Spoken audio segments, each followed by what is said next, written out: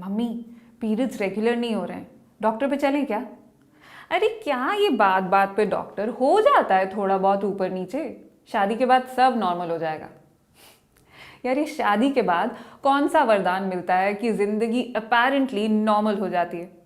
अब शादी से पहले मम्मी ने चेकअप होने नहीं दिया, शादी के बाद आपके पीरियड्स रेगुलर हुए नहीं, और सास आपकी पोते पोती का चेहरा देखने के लिए बेताब हुई जा रही है। फाइनली जब चेकअप कराया तो पता चला कि पीसीओडी है। कोई बड़ी बात नहीं है, सबको होता है, सिस्ट ही तो है, अरे भैया आता जाता रहता है।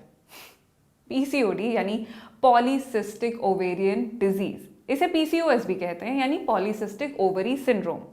पॉली यानी बहुत सारी, सिस यानी गांठें, यानी ऐसी बीमारी जिसमें आपकी ओवरीज के अंदर बहुत सारी सिस बन जाती हैं।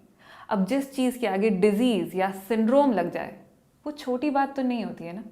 तो चलिए आज इसे भी क्लैरिफाई कर लेते हैं।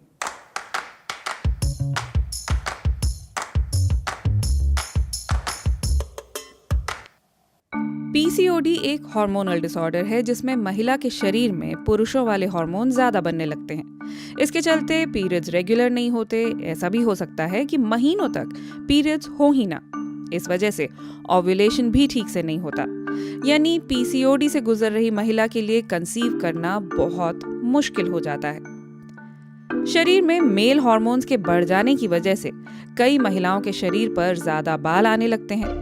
कुछ महिलाओं के चेहरे पर बाल उगाते हैं तो कुछ को मुहासे आने लगते हैं। कुछ के बाल झड़ने ज्यादा लगते हैं। पीसीओएस को मेटाबॉलिक डिसऑर्डर और ओबेसिटी यानी मोटापे के साथ जोड़कर भी देखा जाता है। भारत में पीसीओएस के 80% से ज्यादा मरीज ओबीज हैं। हालांकि ये साफ नहीं है कि पीसीओएस की वजह से ओबेसिटी होती है या ओबेसिटी के चलते पीसीओएस। ये कुछ वैसा ही है कि पहले मुर्गी आई या अंडा। वैसे वजन के अलावा पीसीओएस की कई मरीजों में थायराइड की समस्या भी देखी गई है। ये होता क्यों है, इसकी वजह तो साफ नहीं है, लेकिन डॉक्टर्स का कहना है कि ज्यादातर इसके पीछे जेनेटिक कारण होते हैं। फिलहाल इस सिंड्रोम का कोई ठोस इलाज भी मौजूद नहीं है। डॉक्टर्स सिर्फ सिम्टम्स को ट्रीट करते हैं, बीमारी को नहीं। पीसीओएस की वजह से बढ़े हुए पुरुष हार्मोन शरीर में ओव्यूलेशन नहीं होने देते। इसके कारण ओवरी कई सारे सिस्ट बना लेती है। ये सिस्ट फ्लूइड से भरी गांठ जैसे होते हैं। अल्ट्रासाउंड जांच में गायनेकोलॉजिस्ट इन्हें देख पाते हैं। इस वजह से जब कंसीव करने में दिक्कत आती है तो डॉक्टर हार्मोन थेरेपी की मदद से पीरियड साइकिल को रेगुलर बनाने और ओव्यूलेशन कराने की कोशिश करते हैं। साथ ही डॉक्टर ये भी कैलकुलेट करके बताते हैं कि आपका सबसे फर्टाइल विंडो कौन सा है ताकि उसी में इंटरकोर्स किया जाए। इसके अलावा आर्टिफिशियल इंसेमिनेशन भी एक ऑप्शन है। अगर इनमें से कोई भी तरीका काम ना आए तो फिर आईवीएफ यानी इन विट्रो फर्टिलाइजेशन का विकल्प है। जो महिलाएं कंसीव करने की कोशिश नहीं कर रही हैं, उन्हें आमतौर पर इलाज के लिए कॉन्ट्रासेप्टिव पिल्स प्रिस्क्राइब की जाती हैं, क्योंकि इनसे हार्मोन लेवल रेगुलेट करने में मदद मिलती है। आंकड़े बताते हैं कि इस डिसऑर्डर के करीब आधे से ज्यादा मामलों में महिलाओं को कंसीव करने में दिक्कत आती है। साथ ही ये ग्लूकोज मेटाबॉलिज्म पर भी असर डालता है, जिसका नतीजा इंसुलिन रेजिस्टेंस के रूप में दिखाई देता है।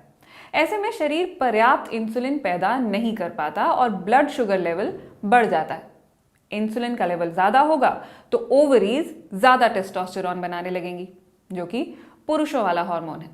कुल मिलाकर आप इस साइकिल में फंस कर रह जाती हैं। समझ में ही नहीं आता है कि इंसुलिन की वजह से पीसीओएस हो रहा है या फिर पीसीओएस की वजह से इंसुलिन बिगड़ रहा है। ऐसे मामलों में डायबिटीज की दवा देकर इलाज किया जाता है।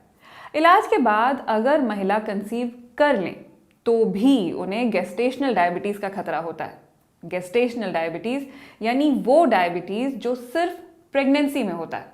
बहुत महिलाएं प्रेगनेंसी में अपने ब्लड टेस्ट रेगुलरली नहीं कराती हैं, उन्हें पता ही नहीं होता है कि वो डायबिटिक हैं और घर वाले उन्हें भर भर के घी और लड्डू खिला रहे होते हैं। इसलिए ज़रूरी है कि प्रेगनेंसी के दौरान आप लगातार अपने टेस्ट करवाती रहें।